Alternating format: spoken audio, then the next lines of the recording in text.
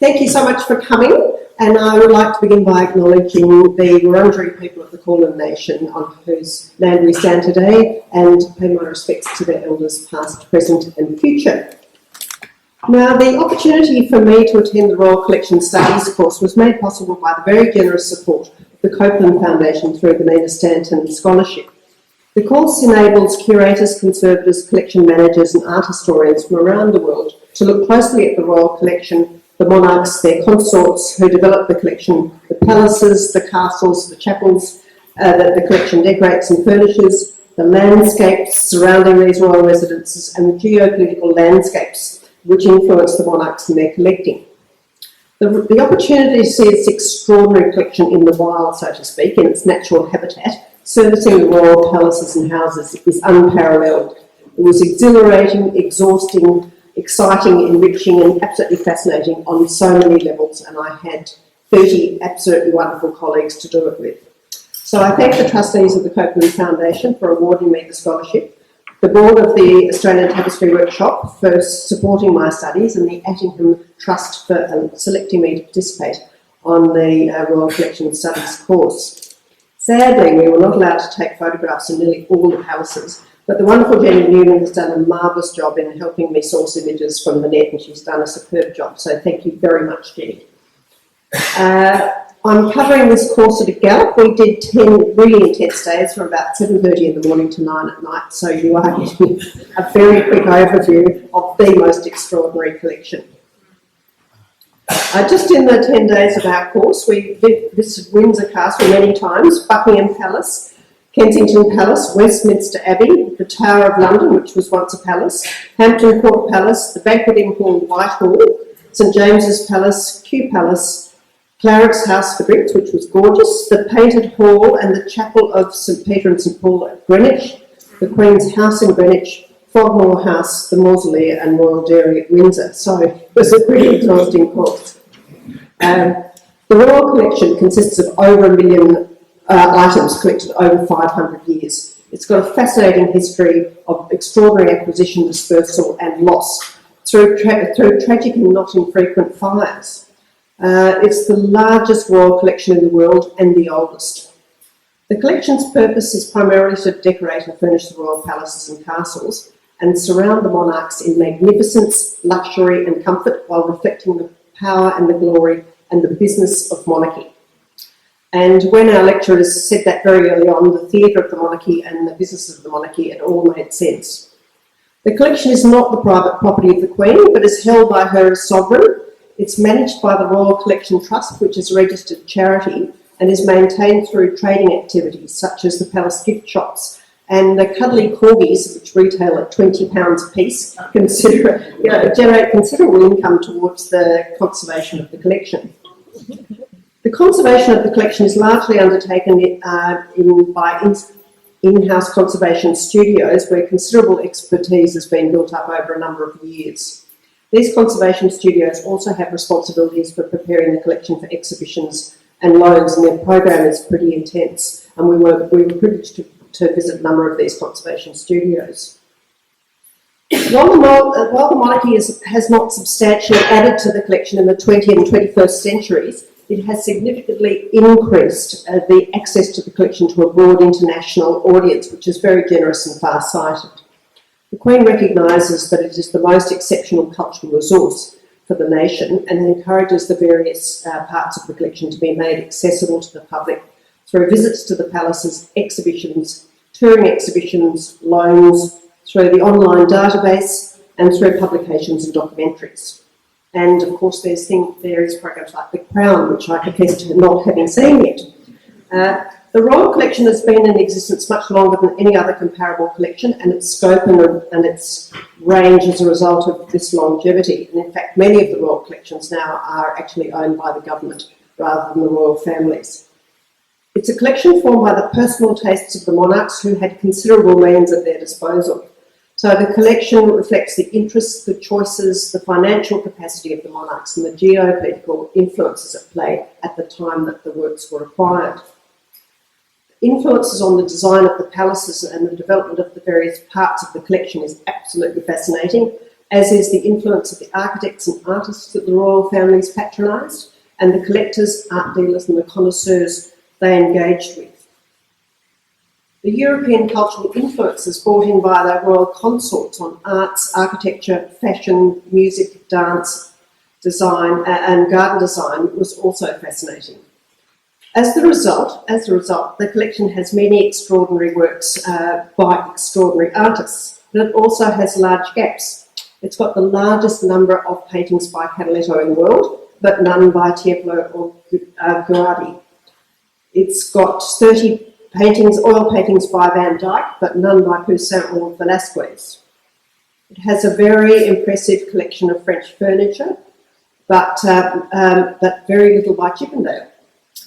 It has the largest collection of Sèvres porcelain in the world, but not of English porcelains. And the dinner sets that we saw as we went through the back rooms in Windsor Castle were just absolutely staggering. So it's got 80 drawings, 15 miniatures and 9 oil paintings by Holbein. 600 drawings by or 550 drawings by Leonardo, but also almost no early Renaissance bronzes or precious metal work. There are 7 paintings by Rembrandt and no drawings. It's got the biggest and oldest collection of portrait miniatures in the world. You just saw one previously, and including 2 of the oldest miniatures in the world. There are 800 Fabergé pieces in the collection. That was a very favoured Christmas gift by many of the royals. Lovely if you have the means.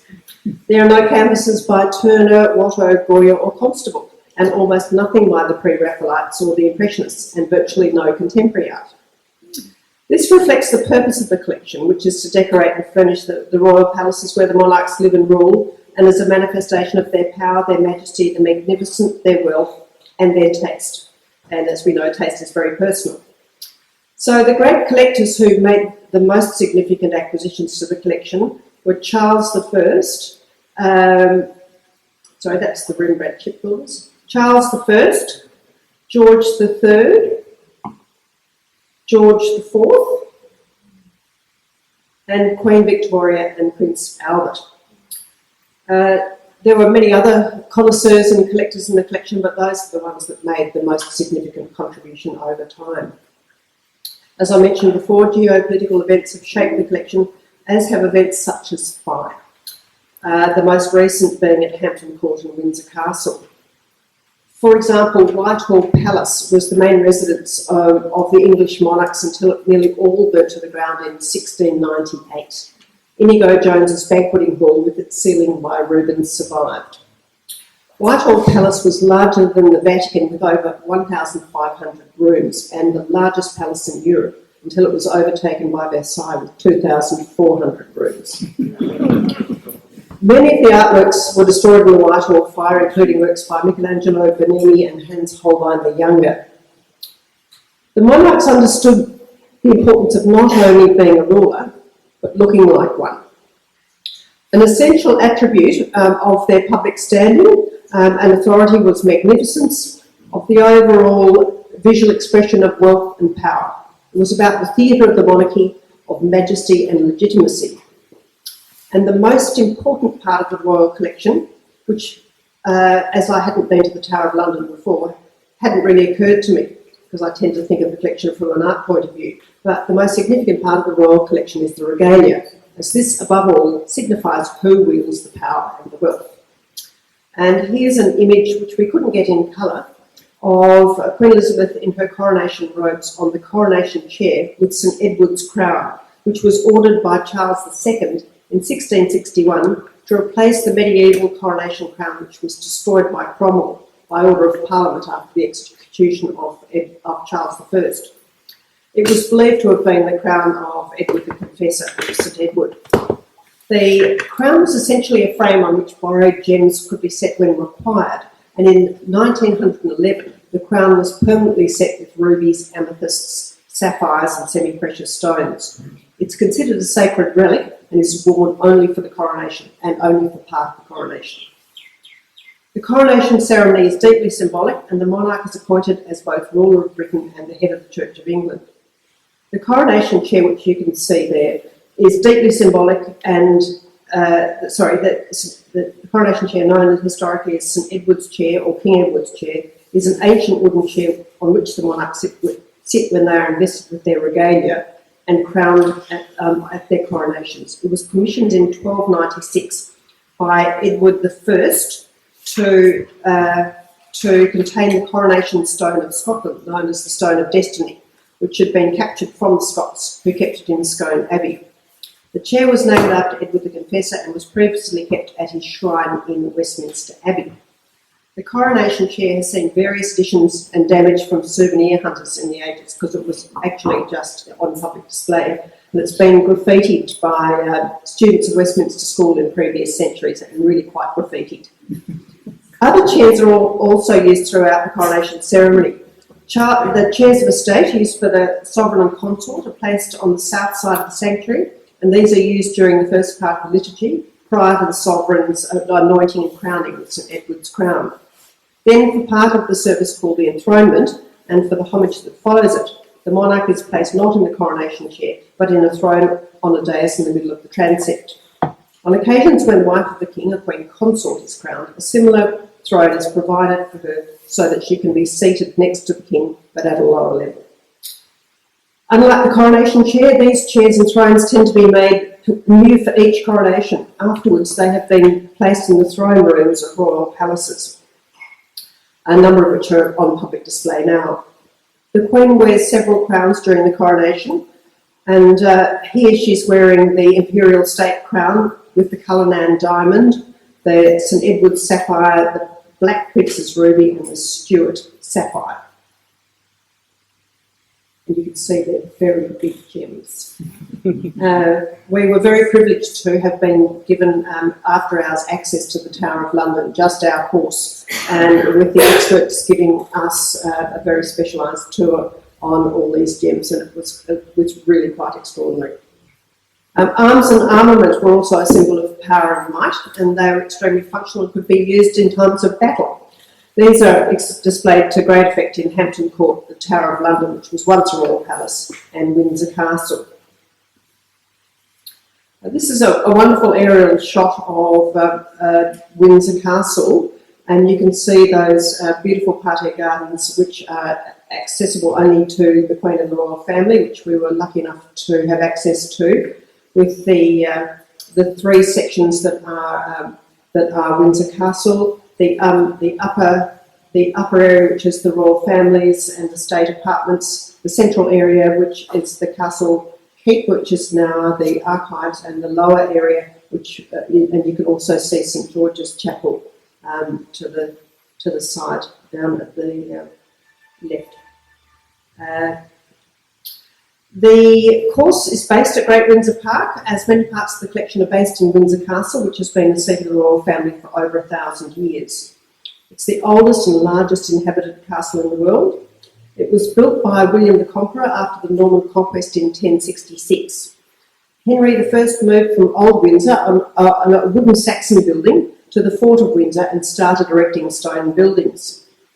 Henry III made it the royal residence and made the upper ward the royal residence, which it still is today. The middle ward is the royal archives, and the religious order associated with St George's Chapel lives in the lower ward, as do the retired Knights of the Garter. Edward III, after very successful campaigns against the French, used the considerable ransom money that he had for capturing a few royals to extend Windsor Castle with a very ambitious building program. It was to be the centre of Christian chivalry with the Order of the Garter. The quadrangle was designed, and it's a really good example of the quadrangle from that aerial shot, is designed for military parades and jousting as well as for ceremonial functions.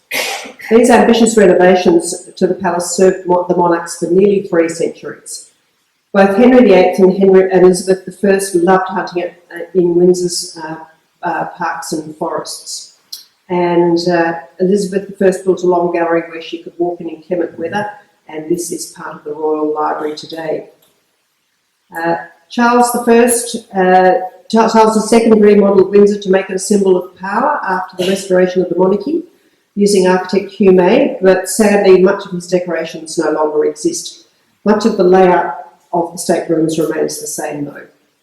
George III restored St George's Chapel and modernised the staterooms, and his son George IV did a major rebuild with Sir Geoffrey Wyatville, turning 2 wings into the major royal family apartments linked by a grand picture gallery, and he transformed the state apartments.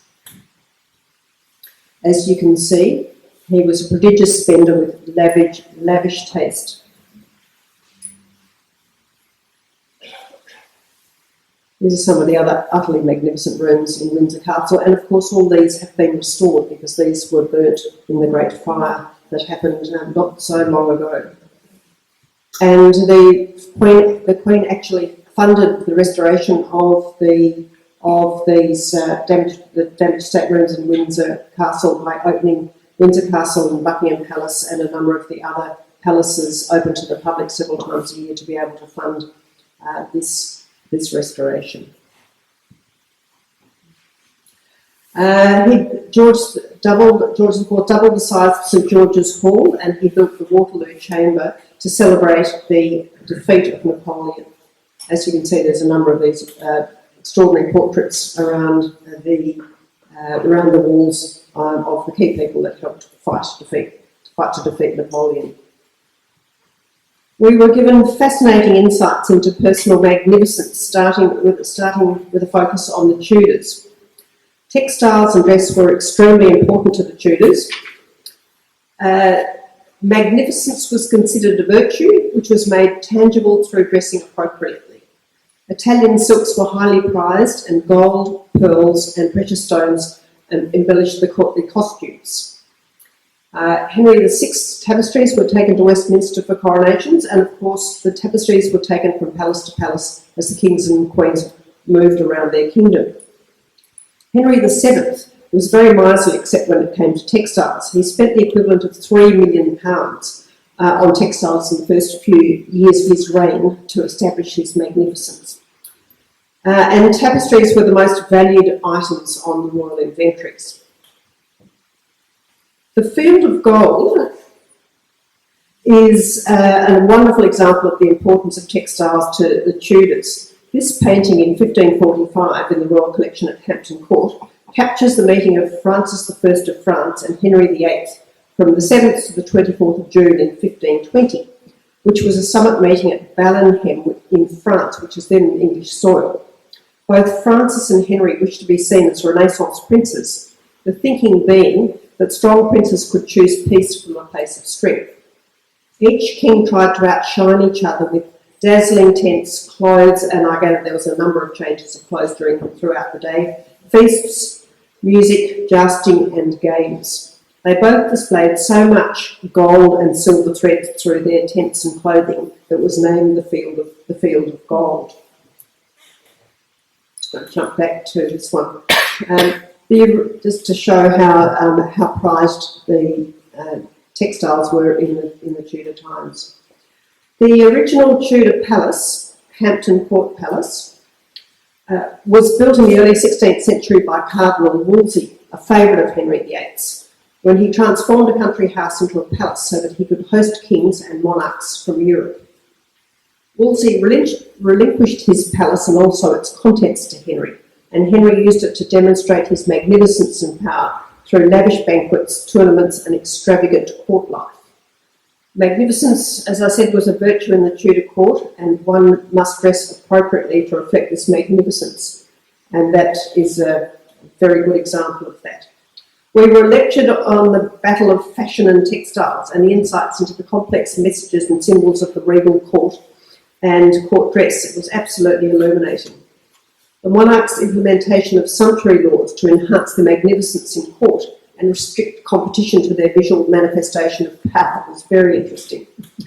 Society was stratified by clothing. You dressed befitting your rank and position at court. It was essentially a battle of textiles and jewellery to prove your power, your position, and your magnificence at court. Henry VIII also acquired 600 tapestries from Wolsey to add to those he inherited from his father. Cardinal Wolsey's 600 tapestries must have been absolutely magnificent. His practice of changing the tapestries every week would be sound conservation practice today, but unfortunately they don't have the resources. There are a number of tapestries displayed in the Great Hall and other parts of the palace. King Henry had nearly 2,500 tapestries, and sadly only 120 remain in the collection today. They are largely a shadow of their former magnificent selves, but it's really thrilling to see them in situ, and in many cases in the places that they were actually acquired for. They are also displayed across the other 15 royal residences across the United Kingdom. Henry was extremely conscious of his image and was the first monarch to commission a life-size portrait for distribution at home and abroad by Hans Holbein the Younger, and portraiture became increasingly important to the monarchs to establish their legitimacy to the throne, their power, and the importance of their families. Henry brought in sumptuary laws which limited the wearing of costly clothing, however women were exempted. When his daughter Elizabeth came to the throne, she too brought in sumptuary laws, so none of the women at court could compete with her in magnificence. These extremely impressive royal portraits were very powerfully displayed at Windsor Castle, Hampton Court and Buckingham Palace in particular. Another example of Tudor finery. The patronage by the monarchs of the very best artists, architects, musicians and landscape designers with the royal purse and their influence across the United Kingdom and Europe, and eventually the colonies, was absorbing, as was the cultural influences that the royal consorts brought with them on their marriages. The excellence of Charles I's collection. I just want to add here, we were really privileged when we were visiting Hampton Court Conservation Centre to see a cloth called the Bacton altar cloth being conserved.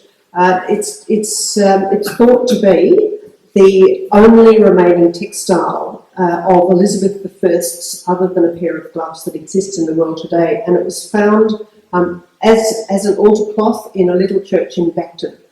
It's been traced back to one of her ladies-in-waiting who it's thought she might have given a dress to, and the dress was cut up and used as an altar cloth, and it was put in the side where it wasn't affected by light.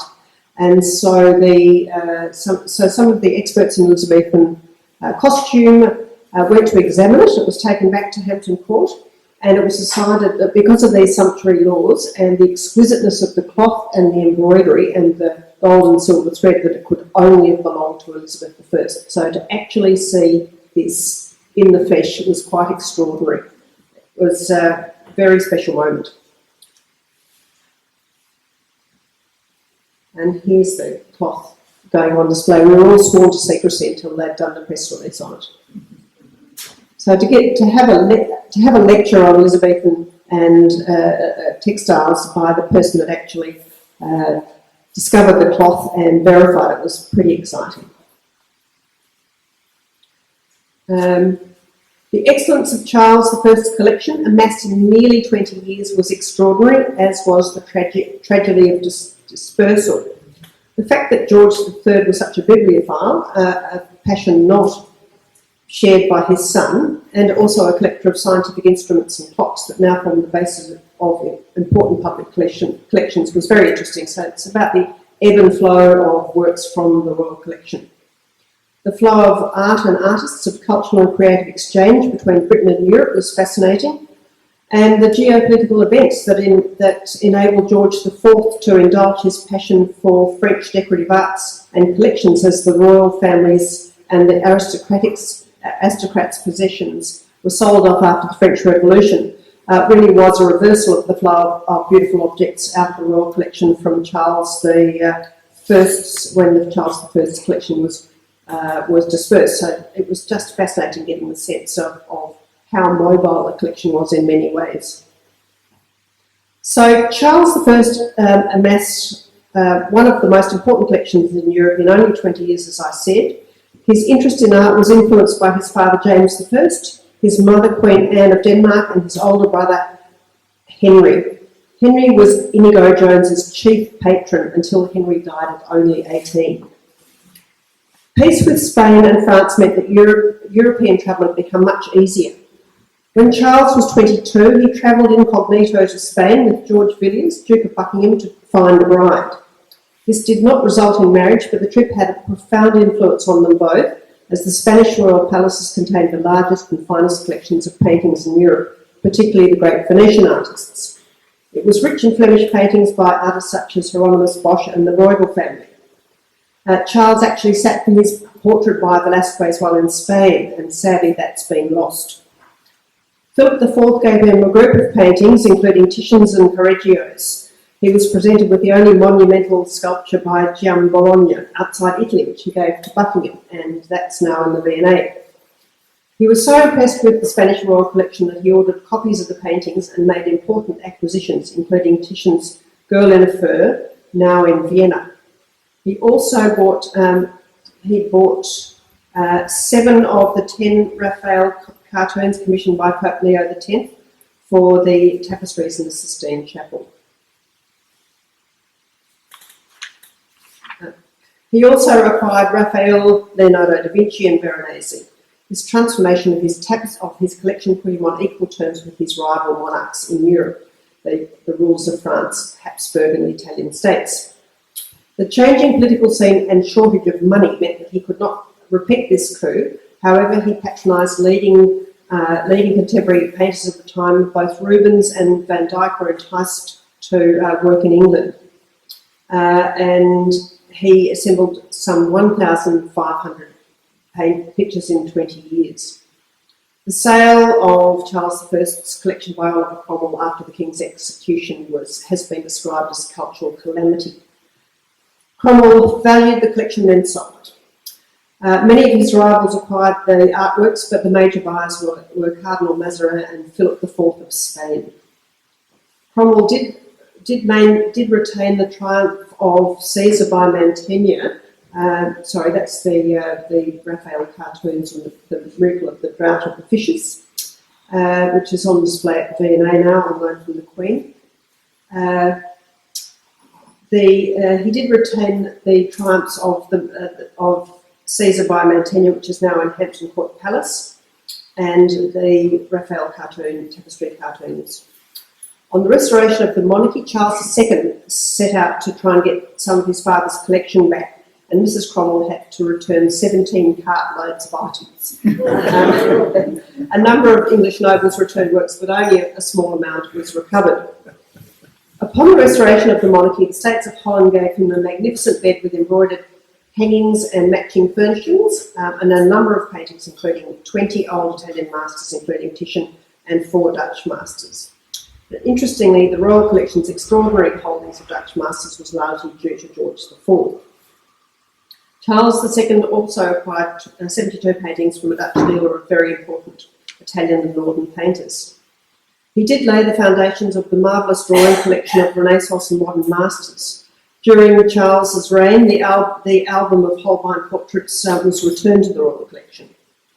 The drawings that Leonardo da Vinci bequeathed to his pupil Melzi, and that were acquired by the Earl of Arundel, the great connoisseur and collector, somehow made their way into Charles's collection after the Earl's death, and it's thought that possibly the Earl's son might have given them to Charles II. The Queen has 550 drawings by Leonardo da Vinci, and 200 of them were on display at the Queen's Gallery in Buckingham Palace when we were there, and that was extraordinary to see them. The King also had a great interest in portraits, although not of him, and his sister-in-law commissioned the famous collection of beauties of the Windsor Beauties by Peter Lely, of the beautiful women at court, many of whom were Charles's mistresses, and they are now hanging in Hampton Court. Charles encouraged a number of painters to the English court, including Lely, Huysman and Gennari. He patronised Ringling Gibbons, and his very fine carved woodwork decorated Whitehall, Holyrood and Windsor Castle. He was a great patron of Antonio Verrio, Charles's initial thought was to hire Verrier to make designs for the Mortlake tapestries. However, painted decoration was significantly cheaper and quicker than tapestries, which was still the preferred way of decorating grand interiors. Verrier's commissions included 20 ceilings and 2 large staircases, which kept him working for 10 years. Only 3 ceilings and some fragments remain from then, as they were destroyed during the Great Rebuilding of Windsor Castle by George IV. However, they are recorded in watercolours. So even though Charles II had significantly expanded his collection, he lamented that it wasn't half of what his father had owned. So this is the banqueting hall of Whitehall is all that was left after that great fire that destroyed so much of it, with this marvellous room and ceiling.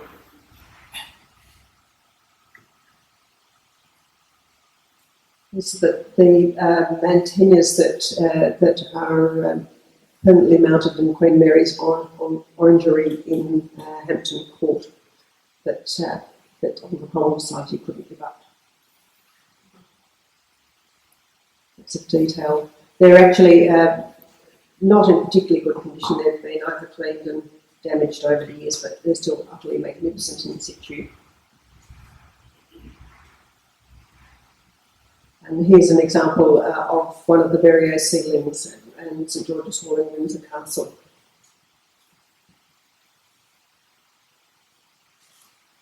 Lovely example of the Gwendolyn Gibbons wood carvings.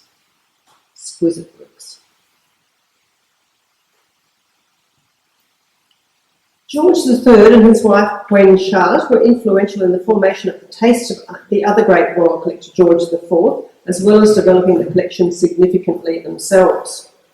When George III was only 16, he bought 95 drawings by the wonderful Maria Sibylla Merriam, and we were able to see some of those on display in Windsor Castle.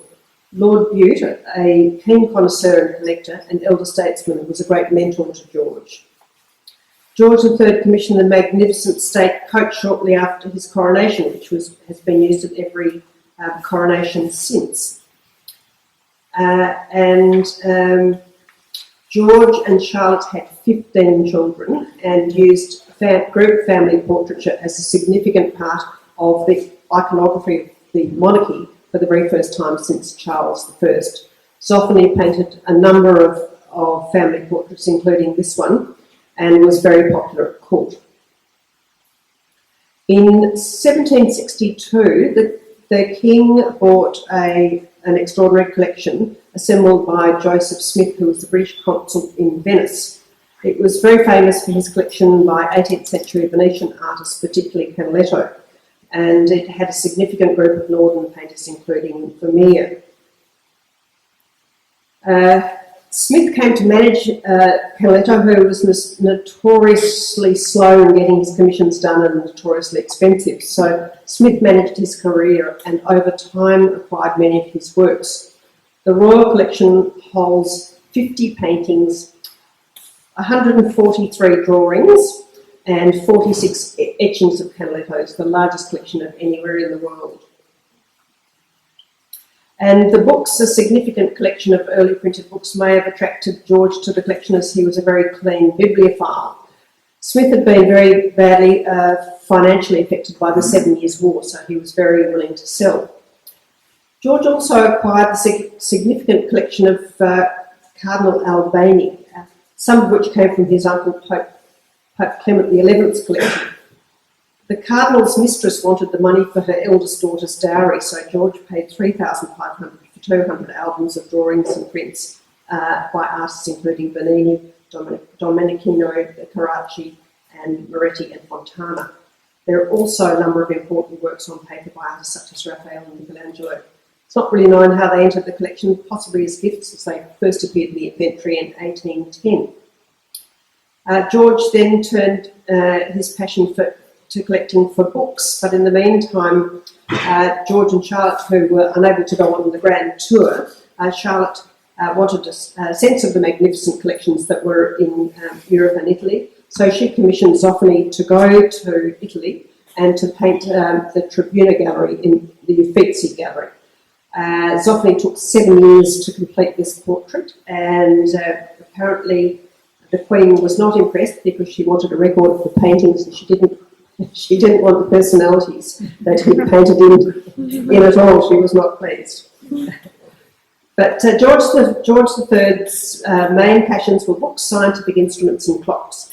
He developed his collection of atlases, maps and drawings of topographical, naval and military subjects, and he also had a very large collection of music.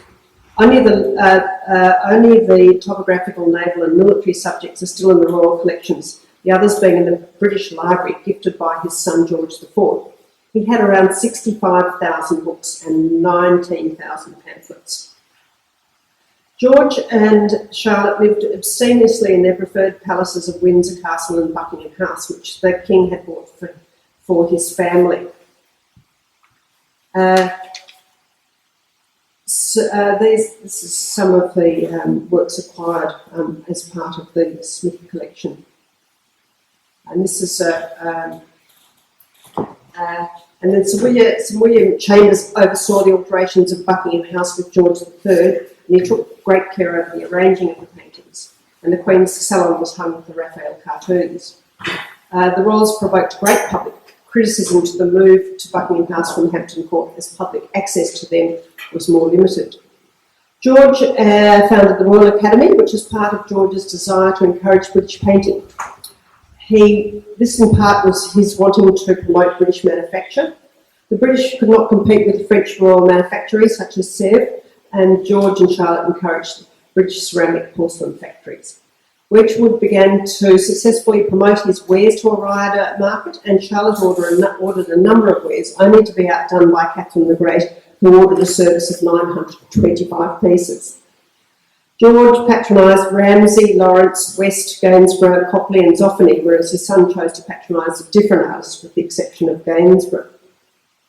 And this is a portrait of Charlotte with her two eldest sons, and you can see on the right here George IV. So his sense of magnificence started early.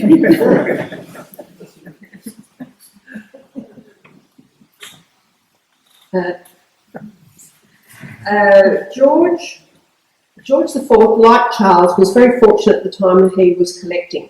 The upheaval caused by the French Revolution and the Napoleonic Wars in Spain, Italy, Russia and the Netherlands resulted in the art market being flooded with paintings and decorative arts.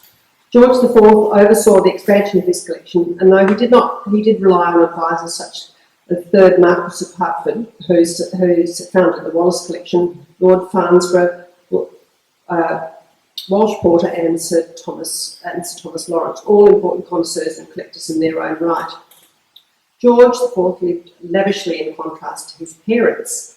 As Prince of Wales, his debts amounted to £64 million in today's terms. Carlton House and the Royal Pavilion at Brighton were outstanding collections, were outstanding expressions of his extravagant and ornate taste. I just want to remark on this particular work. This was his greatest act of patronage of British art. He commissioned Turner to paint the Battle of Trafalgar, which was the largest canvas Turner ever painted. However, public criticism was so prolonged and so heavy that George felt obliged to give it to the National Maritime Museum, and the gap in the collection has never been filled.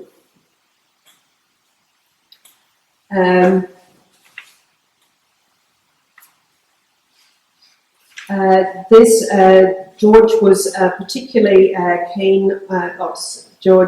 particularly keen on Dutch and Flemish paintings, and he added Van Dyck, and this is a beautiful example, the shipbuilder and his wife, Rembrandt, Hobbema, Van der Velde, Steen, Rubens, Teniers, and many, many more to the collection. Like Charles, he was prepared to swap to get what he wanted. He was a Francophile and bought many paintings, furniture and Sèvres porcelain. The Royal Collection has the finest and largest collection of Sèvres in the world. He's also a very keen patron of British contemporary artists such as Reynolds, Gainsborough, Stubbs, Hoppner, Benchley and Lawrence. And he was also able to buy back this Van Dyck of Charles I back into the Royal Collection because it had been dispersed from the time of Cromwell. This is a magnificent Rubens that he acquired for the collection. All of these are on display, and it's just extraordinary being able to see these magnificent works actually in the flesh.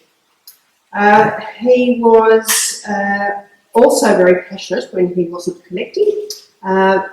He was passionate about hunting, carriage driving and racing. The collection is rich in horse paintings, and he owned 14 Stubbs paintings, and he commissioned Nash to design a royal standard royal ascot. He paid a very strong emphasis on splendour and ceremony, and as was appropriate to his role as figurehead of the nation that became the richest and most powerful in the world during his reign. His coronation cost £22 million when his father's had cost £10,000.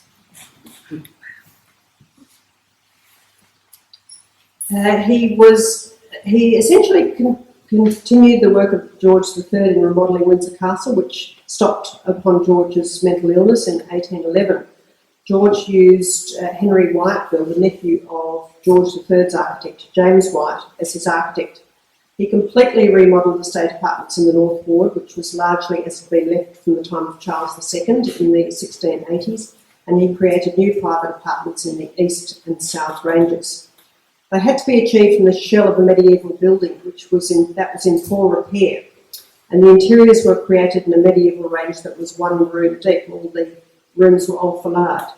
Whiteville very cleverly connected them with a very large 15-foot wide gallery called the Grand Corridor, which created a magnificent art gallery, which was hung with the Canaletto's opulent pieces of French furniture, including pieces by Paulet and 33 busts on pins.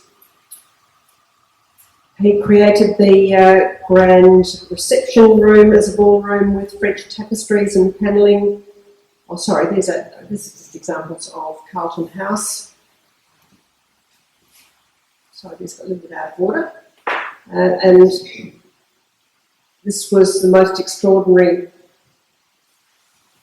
and lavish building, and his palace at Brighton, which is still standing, whereas Carlton House is not. This is the Brighton interior. Extraordinary mix of Indian, Chinese, Gothic and neoclassic.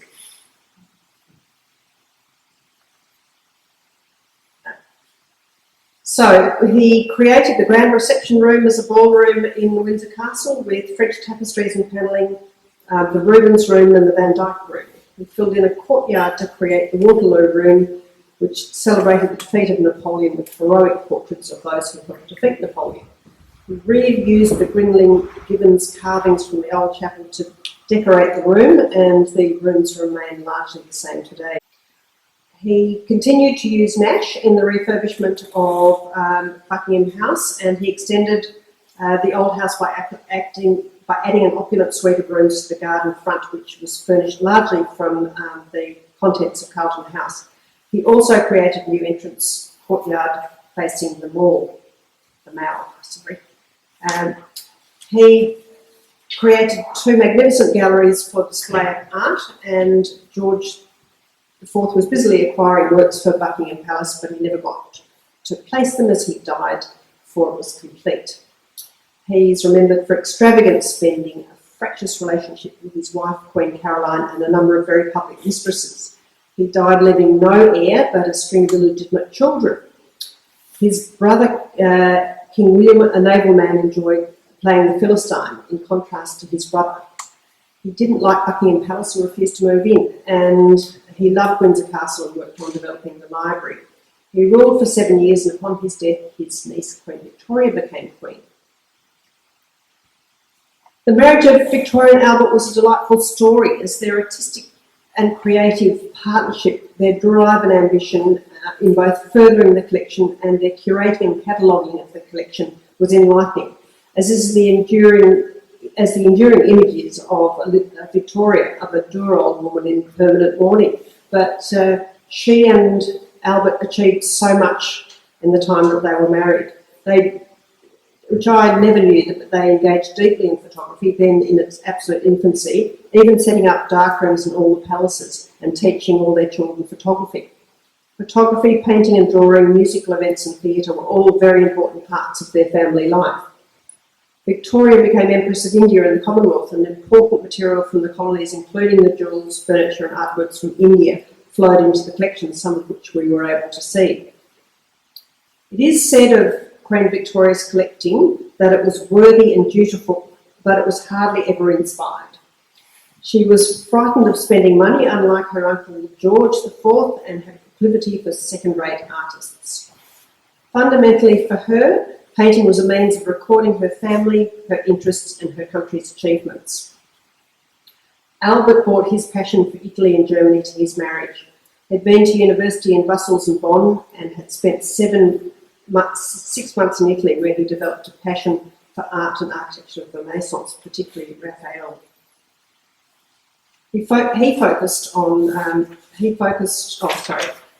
Albert and Victoria built up their collection slowly and without extravagance. They would use birthdays, anniversaries and Christmas as an opportunity for artistic patronage through gifts.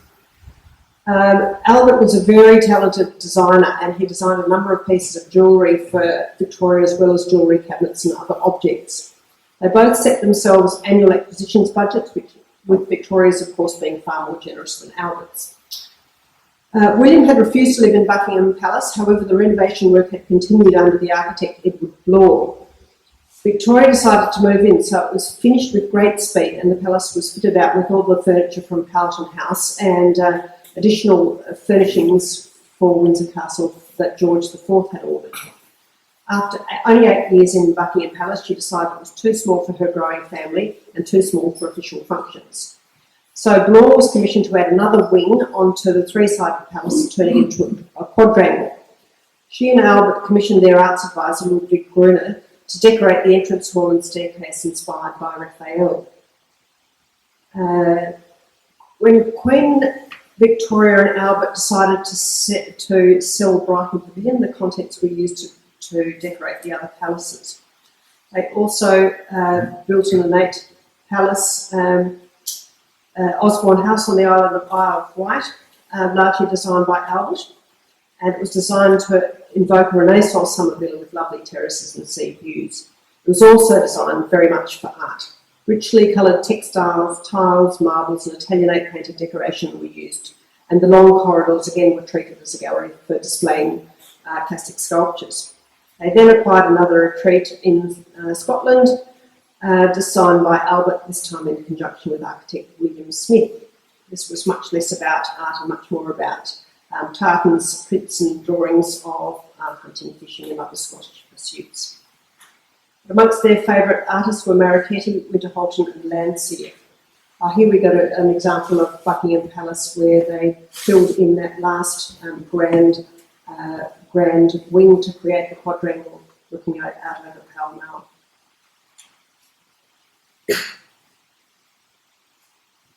And again, you can see the additions looking out onto the garden that George IV had done originally, and with your extension by Victoria and Albert. Albert's great love was Raphael, but he could not afford one, so he assembled every image of the artist's work that he could find as a study reference.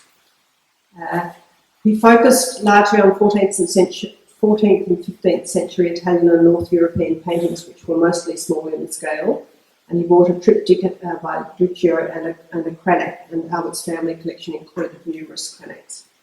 He also encouraged fresco painting, including the decorating of the new Palace of Westminster.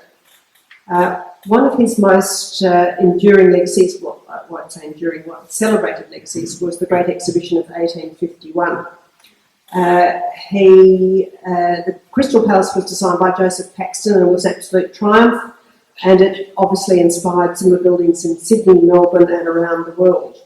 The exhibition celebrated and encouraged manufacturing and design and exhibits from all over the world, including India, Britain's richest colony at the time. They were avid supporters of the Royal Academy and usually acquired artworks from the annual exhibition. And they were keen cataloguers and would work on cataloguing the collection together after dinner. Albert was a born curator and reorganised the old master drawings and brought the portrait miniatures together. It's the biggest collection in the world. And he instigated standard framing system for the paintings, which you can see here in the picture gallery at Buckingham Palace. Tragically, as the curators told us, all the original paintings from the works were not kept. They were thrown away, so all the originals have gone. He installed George IV's great collection of arms and armour at Windsor Castle, and he commissioned a catalogue of the Royal Collection's paintings, which resulted in 34 volumes. And they also designed the Royal Dairy with its extraordinary tiles and decorative arts in Great Windsor Park, which we were not allowed to take photos of, sadly. But these are the staterooms that Queen Victoria redesigned so that she could entertain befitting a royal queen of such a large empire. And these are some of the thrones from the coronation in the throne room at Buckingham Palace with the Grimley Gibbons carvings behind. And this is the grand staircase that Victoria and Albert designed in Buckingham Palace. And you can see so much of George IV's very elaborate French furniture and his passion for all things French and the decorative arts. Upon Arthur's premature death, Victoria went into lifelong mourning. However, she did commission the memorial to Albert in London, the mausoleum in the gardens of Frogmore House, and the memorial of in St George's Chapel in Windsor. We were unable to get access to the mausoleum in the gardens of Frogmore because it's extraordinarily damp and it's undergoing very extensive conservation. However, we were given access to the graveyard at Frogmore, which is really quite very beautiful, very, very extraordinary. After the elaborate tombs in Westminster, to see these very simple graves and this beautiful garden-like setting is very special. Later, gifts rather than acquisitions were added to the collection, although she did commission a very large painting of a very large family for her Golden Jubilee. And in the 20th and 21st century, the emphasis has been very much on access to the collection rather than acquisition to the collection. We were very lucky to have had the privilege of studying the collection and also getting access to some of the conservation labs, the painting conservation labs, the objects conservation labs and the textile conservation labs. The Hampton textile conservation labs really have made such an important contribution to tapestry and textile conservation over the last 50 years. And certainly they were an enormous influence on their work. It was an enormous influence on me when I was studying textile conservation many, many moons ago. So it was an extraordinary privilege to have special access to them. It was very interesting to see this Mortlake tapestry on the conservation frame, as it was an extremely fragile state, as you can see. And it's a very ambitious and time-consuming project, one that many institutions would balk at doing these days, given the resources and the lengthy conservation work involved. This is going to take them several years to do, and many of the warp threads have gone, so much of the work has gone. It was an extraordinary project, but it was a very important Mortlake tapestry, so it was very, very exciting to see the commitment to conservation by the senior team at the helm of the Royal Collection.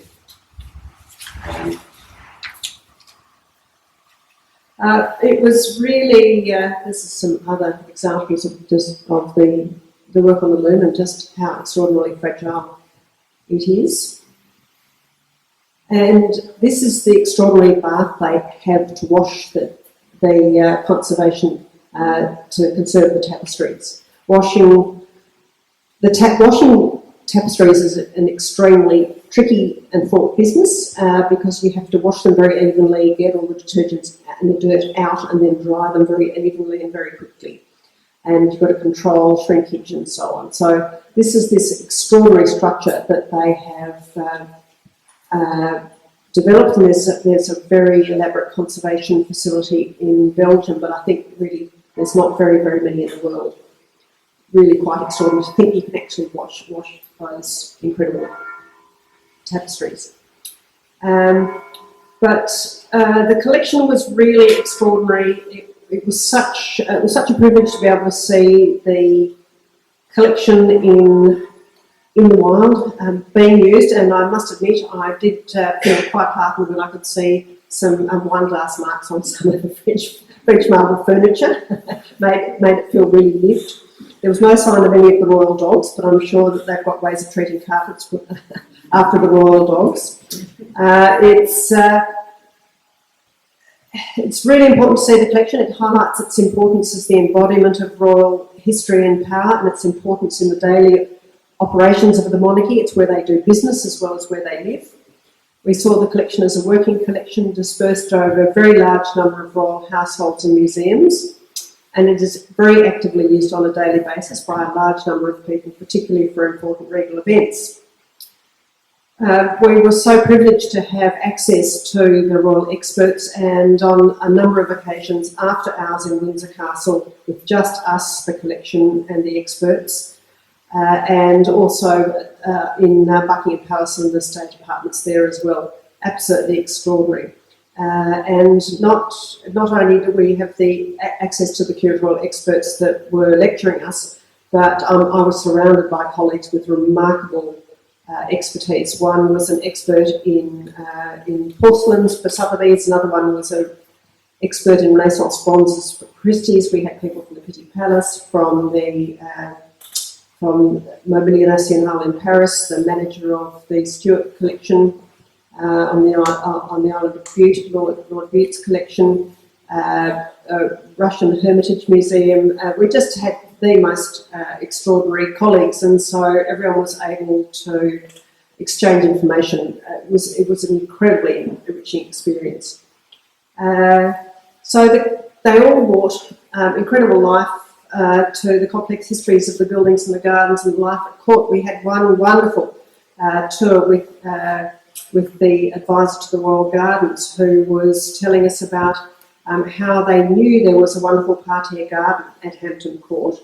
They knew it from all the drawings and the watercolours. And so they started doing all the research on what they looked like, because they were going to restore them. And then they brought in the archaeologists to see what was left. And what had happened was that only about a foot of dirt had been put on top. And once they scraped down, the footprints of the whole garden was there. So they do have extraordinary resources at their disposal with the research and the archaeologists as well as the curators. So it was very interesting to learn how the collections is being managed, documented, conserved and made accessible to the public both physically and online. The practical requirements of managing such a collection in its dispersed habitat is very different to managing collections in the museum environment to which I was brought up in. The fact that the collection exists to furnish the royal residences and they are to be used and enjoyed, whether it be grand banquets or family weekends with pets in tow, is a very liberating concept and is in marked contrast to managing museum collections and exhibitions. And it's very much a focus on restoration. If you've got beautiful French silks that are wearing on a sofa, they'll replace them, they'll restore them. However, we were very privileged to have drinks one night at Carlton House, and it was really nice to see a few sofas where there was some wear on the corner. So there was a sense that they were actually being lived in, and I think I gather that Prince Charles likes it that way. The attendant risks of opening the palaces to the public creates additional wear and tear on both the fabric of the buildings and the gardens and the collections, and they've got to be managed with great care.